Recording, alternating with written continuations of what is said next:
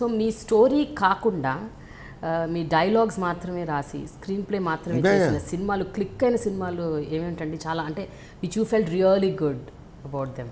Lot of films like for example Venky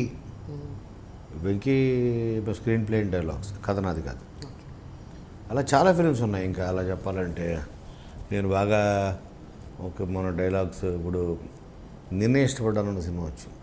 so దాంట్లోకి dialogues బాగా తరుణ్ హీరోగా, దుర్గా ఆర్ట్స్ వాళ్ళు తీశారు. So that is pure dialogues. కొండ అని పాప ఇప్పుడు లేడు, చనిపోయాడు. ఆ ఫస్ట్ ఫిల్మ్ అవుతుందో తర్వాత హీ డైడ్. ఆ ఫిలింకి నాకు చాలా డైలాగ్స్కి. అలాగే అమ్మా నాన్న తమిళ అమ్మాయి, కథ నాది కాదు, but I written dialogues for the film. దానికి కూడా మంచి పేరు వచ్చింది.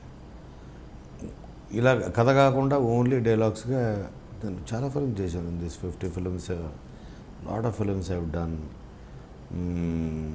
చాలా వాటికి నా పేరు. ఇప్పుడు గీతాంజలి ఉంది, స్క్రీన్ ప్లే డైలాగ్స్. ఇప్పుడు దీనికి ఒకరు స్క్రీన్ ప్లే డైలాగ్స్. ఇలాగా నేను చాలా స్క్రిప్ట్లు చేశాను.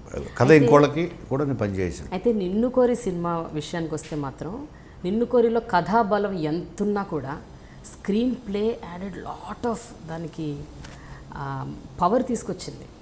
ఎస్పెషలీ నాని తను డ్రింక్ చేస్తున్న కొన్ని confessions about his past love life అని చెప్పేది అద్భుతమైన స్క్రీన్ ప్లే ఉంటేనే ఆ సీన్ అక్కడ పండుతుంది. అంటే first point, director is very sensible. Okay, ఇప్పుడు స్క్రీన్ ప్లే అన్నది మనం ఇచ్చిన వాళ్ళు తీసుకోవాలి కదా.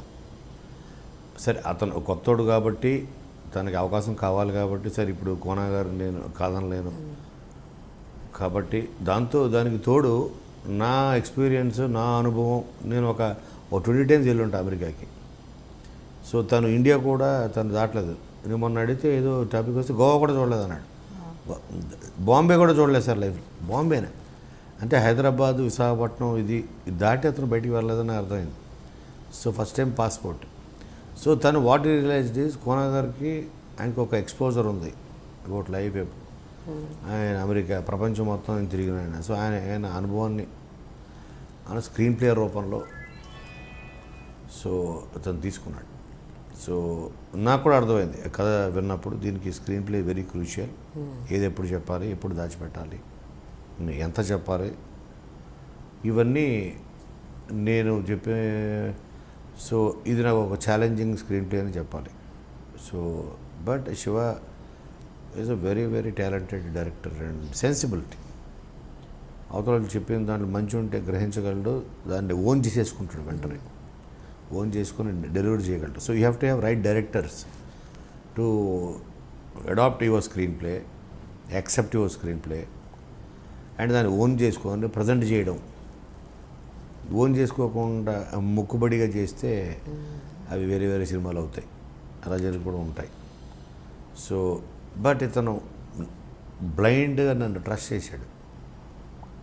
నా కథకి ఈ న్యాయం చేయగలరు, నా కథకి ప్రపంచాన్ని వెలుగులోకి తీసుకురాగలరు కోన గారు అని ఇదే ఆఫీస్లో 3 నెలలు నాతో పాటు ట్రావెల్ అయ్యి, నాకు ఎప్పుడు టైం దొరికితే అప్పుడు కూర్చొని హోంవర్క్ ఇస్తే చిన్నపిల్లవాడు హోంవర్క్ ఆ రూమ్లో కూర్చొని, నువ్వు అసలు ఫస్ట్ వాళ్ళు ఎలా కలిసారు ఇద్దరు, నువ్వు అత్యాచారం చేసారా ఫస్ట్, ఉమా పల్లవిలు ఎలా కలిసి ఉంటారు, ఫ్లాష్ బ్యాక్ అంటే ఇలాగా ఒక స్టూడెంట్ లాగా. ఇది నాకు ఒక ఐఏఎస్ ఎగ్జాము, ఒక గొప్ప ఆపర్చునిటీ. నేను ఆఫీస్కి వచ్చాను, ఎవరో ఒక పెద్దవాళ్ళ దగ్గరికి తీసుకెళ్తాడు గ్యారంటీ, చిన్నవాళ్ళ దగ్గరికి అయితే వెళ్ళను నేను. ఏదో పెద్ద సినిమా జరుగుద్ది ఒక నమ్మకం. దాంతోపాటు he will do justice to my story, to my soul అని తను నమ్మాడు. ఆ నమ్మిన దానికి నేను కూడా న్యాయం చేయాలి అని took it as a challenge. ఇంత నమ్ముతున్నాడు అతని భవిష్యత్తు. మనకేముంది, ఆల్రెడీ చేసేసాం 50 ఫిలిమ్స్. హిట్ వచ్చినా ఫ్లాప్ వచ్చినా one more flop or one more hit. But for him film is more important. అతనికి ఒక జీవితం స్టార్ట్ అవుతుంది from this film. Please subscribe to I dream.